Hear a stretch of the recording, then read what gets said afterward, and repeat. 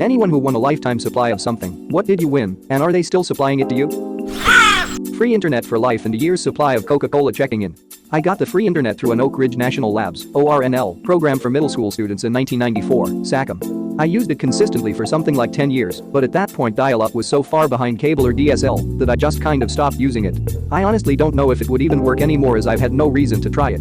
The free Coke products was a little weirder. Basically, when I was attending university, I noticed that the Coca-Cola I bought near the school just sucked.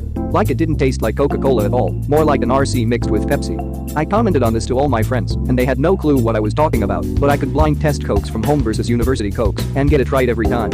Eventually I sent an email to Coca-Cola basically just asking why the Cokes in Cookeville sucked so much and could they fix it. They, quite surprisingly, took it really seriously and asked for numbers off of the affected cans, tracked it down to the bottler, canner, and had it fixed within 6 weeks. Sent me a stack of just hundreds of silver free 12-pack of any Coke product coupons and thanked me for my time. Worked out great. Still had over 100 of them left at the end of the year. As someone in manufacturing, that kind of reasonable feedback is super valuable and welcomed. Old Redditor here. I won a lifetime subscription to Playboy magazine in 1969. I was a senior in college. It was the raffle grand prize at a big party weekend. The subscription has followed me around the world ever since. Don't anyone say those old issues are worth something. Except for the very first year issues, they are worthless. And who saves old magazines? Also, the articles haven't been much to get excited about for quite a while now. I'm currently bracing for a final issue arrival or notification of same. It has been a lovely run. My father's father didn't win a lifetime supply of Playboys, but he has subscribed to them for all but the first year or so. He has saved every copy, and when he passed 3 years ago, he passed the subscription to my father. He still has several years left, all prepaid at the lowest cost he could find. They really are worth nothing. The fights between my parents about them have been pretty funny though. I like to think Grandpa totally planned for that. Have the fights diminished since they removed the nudity? The nudity is back. Except for the vaginas. I found a gray M&M in a pack in the late 90s. At first I thought I won $1 million, but I won the second prize of a year's supply of M&Ms. I had no idea what that meant when I sent in the wrapper. They sent me back a box of 400 coupons, each good for a pack of M&Ms. I love M&Ms, but after the first 30 or 40 packs, I started to get a little tired of them. I'd take some coupons with me every time I went grocery shopping, and if I saw kids not being brats, I'd go up to their parents and offer them some coupons to give their kids M&Ms. A few thought I was weird or something, but most parents and kids were happy to get them. I also gave out multiple regular size packs for Halloween that year. Near the end of the coupon expiration date, I just went out and bought the remaining 50 or so and kept them around my apartment, which lasted me about another year or so. I imagine I'd be the idiot who'd see the gray M&M, think LOL weird, then eat it and never know I won anything. Except it said all over the packages in big letters and was a huge deal at the time. I was always afraid I'd accidentally eat one without noticing, but it also had some big notice inside the package if it was a winner. Not a lifetime supply, but I once won a year of free Grubhub. It wasn't a full calendar year, but it was $1,000 in free food, and their system kept track of how much was left each time I ordered. Pretty sweet deal, especially since I was in college at that time. That's so fucking useful for college. How did you win it? Every day for 1 week, they would announce a location around my college campus, and workers in GH t-shirts would hand out fortune cookies. Each cookie had a code for 10% off an order or free delivery or whatever, and one was supposed to have the code for a free year. Each slip of paper also said what the code was. Just open the cookie and see if you won. On the last day, I was looking around pretty frantically because I was about to run late for class. Finally, they showed up about 20 minutes later than the event started. I went up, tried to keep my cool, but obviously rushing, and a bit ticked. I had gone to each location right on time, and this was the one time I needed to get it and go. Instead of handing me a cookie from the bag, the guy reached into his pocket and handed me one from his coat pocket. My bus was pulling up, so I started for it, but they held me back saying, "Don't you want to open it right now?" Pretty obvious that they handed me the winning one. Once I opened it and confirmed, they gave me a shirt and sunglasses, got my picture, then I sprinted off for class. I won a year's supply of Pepsi when I was in 6th grade. It was one of those grocery store contests. I entered about 30 times a day and surprise, they drew my name. We had to go to a distribution plant and pay the deposit on 16 cases of Dr. Pepper, my fave, enough for a can a day. My dad made me get half diet, lame. I had all 16 cases stacked in my bedroom. I'd take a 6-pack to school every day. I was pretty popular for a couple of months. They say a lot of people who win millions in the lottery blow it all and end up broke. I can attest to that. It was good while it lasted. My buddy won this and sold them for $1 a piece at high school. But Dr. P isn't owned by Pepsi, so how you get it from them? Edit. I am aware of what a bottling company is, guy below, and I already hashed this out. Dr. P is produced by Coke and Pepsi depending on the region. From what I'm reading, some Pepsi and Coke plants bottle it for them, but Dr. Pepper 7-Up Snapple Company is its own company. When I was a kid, Crayola was running a Create a New Color contest. If you won, your color went in one of their big boxes of crayons, and you got a lifetime supply of crayons when they retire colors and make new ones. I made Swamp Green and won. They sent me a new big box of crayons 1 to 2 times a year and have been doing it for 20 plus years. That's pretty cool. Nothing like cracking open a fresh box of Crayola. Immediately my brain starts playing the Crayola Factory piece from Mr. Rogers. Wow, never thought I'd meet the creator of Swamp Green. It's an honor. Now if only we can meet the creator of the macaroni and cheese crayon. I have a lot of words to share. Sitting in my doctor's office one day and I find a card for entry into the lifetime subscription lottery for Nat Geo. 17-year-old me slips this card into my pocket to take home and fill out. I noticed that you needed a subscription number to complete the form, so I take it off the label on the cover. Long story short, I won my doctor a lifetime subscription to National Geographic. Whenever I go to a doctor's office or a library, I take photos of the subscription label of any magazine I have any interest in whatsoever. Then I go online and look for digital access to the magazine. Most of the time they have an app or a website or a deal with one of the major digital subscription services already, and, provided no one has used that subscription number yet, I can snag their access. I've gotten hundreds of cool magazines this way. I'm pretty much capped out because everyone gets the same magazines, but I find new ones every now and then. It's especially great when they use the same app service, so I can just pull that up on my iPad or phone and see tons of them waiting for me. I know it's kind of scummy, but in most cases, it either looks like no one was using their digital access or the companies didn't care about doubling up. I only got rejected a few times. Edit. More context can be found on this on some other comments I have replied to in this same chain. Here's a little more context with a funny story on how I got into this habit. The first time I did it, I actually saw a magazine I wanted to read and was waiting my turn as the lady next to me read it first. She sneezed all over it as she was reading before setting it down. When she was called up first and out of the room, I photographed the label and looked it up to read on the iPad in my bag on a whim. It totally worked. Some places even let you scan an image of the cover instead of hand typing it out, so you can just feed it the image directly. I won a lifetime supply of hot dogs at a hot dog festival once. It came with a nice grill, except when I went to pick up my hot dogs, the company gave them to me all at once. I was 30 at the time, and their figures all worked off an 80-year lifespan. 3 hot dogs a day for 50 years works out to be 54,750 hot dogs. That's 5,475 packs of pen. 228 cases of 24 packs. 23 boxes with 10 cases each. I had to buy an extra freezer just to hold them. I gave away what I could not store. Churches, homeless shelters, food banks. We ate them for years. For some reason, this made me laugh until I cried. I think this is the first one I read that was an actual lifetime supply. Surely it would have been better for them to give you like 100 a month until you got sick of them after a month. Still, it's good that the shelters benefited. My parents won a lifetime supply of diapers for me when I was about 3 months old. It was a contest where I apparently had won on a cute picture. They received 3 years' worth of diapers and figured I wouldn't need more after that. They were right so far. Damn.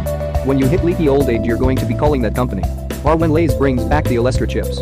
Or if some diabolical co-worker subs out the Haribo bears for the sugar-free. Cue the butt mug. My great-grandfather was a farmer and won a contest for plowing the straightest row in the county fair. This was about 1910 in Saskatchewan, Canada. He won a lifetime supply of seed. Each weekend he would go pick up about 20 plus bags of seed and, with his horse and buggy, take them to the train station where new families were exiting the train. In 1910, Saskatchewan was giving away land to new immigrants, and for years and years he would give each family bags of seed to start their new farm. I was expecting this to end with you saying that your grandfather had a bitchin' farm because of this, but I'm even happier with how this ended up. Grandpa went back to the feed store and picked up another 100 bags for his own farm. Now OP owns Monsanto. Well fuck, you just had to come and ruin the nice image that I had of this old Canadian man, didn't you?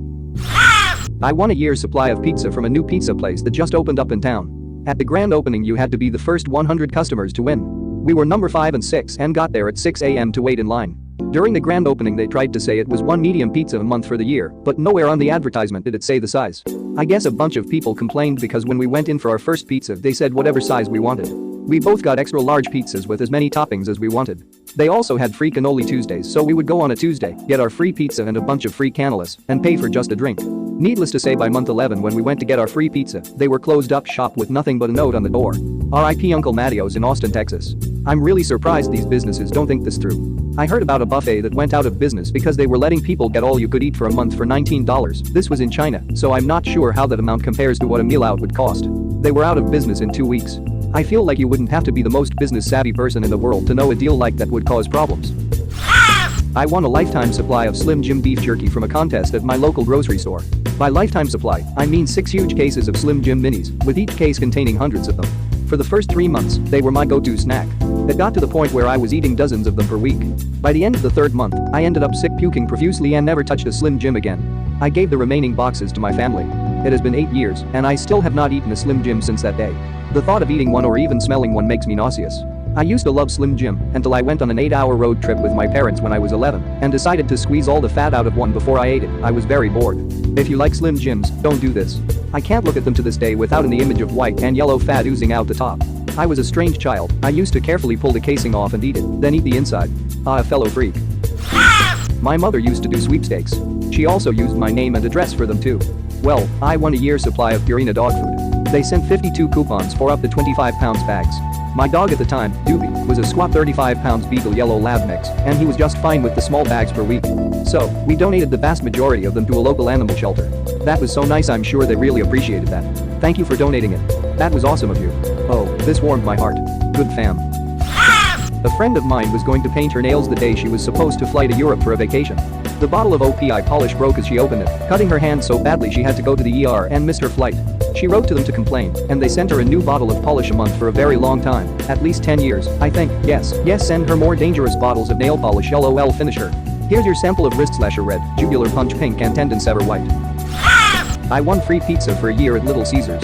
They sent me $520 in gift cards, all individual $10 ones. I went through those cards in like 4 months. It was quite possibly the best 4 months ever. We walked into one and ordered like 20 pizzas because we had been drinking and decided everybody needed their own pizza. Thanks Little Caesars, seriously, it was amazing. Little Caesars is awesome. I can get a pizza with stuffed crust and bacon, plus crazy bread and sauce for less than $15 and live off of that for about 2 days. The problem is, I won't be able to shit for 3 days. Go find the guy who got free coffee for a year in exchange with him. Problem solved. Not me, but one of my buddy's family won a lifetime supply of bread. They delivered on the bread, but the catch is that it came yearly on a big truck. Every kind you could imagine, but way too much bread for one family to handle. So they ended giving most of it away to people who live in our small town before it molded. That's utterly ridiculous. So he got like 250 loaves in one hit, ate a couple, then had 247 stale loaves to get rid of. That's an anti-prize. It's more like a bizarre punishment. Malicious compliance. It's not even compliance. If it lasts a month at best, then he has 11 months out of the year where you can guarantee they aren't supplying him bread. That isn't a lifetime supply. Step 1. Buy new freezer. Step 2. Put bread in said freezer. Step 3. Question mark. Step 4. Profit. I won a year's worth of free dinners at Texas Roadhouse. You only got 1 dinner a month for the year, so 12 dinners.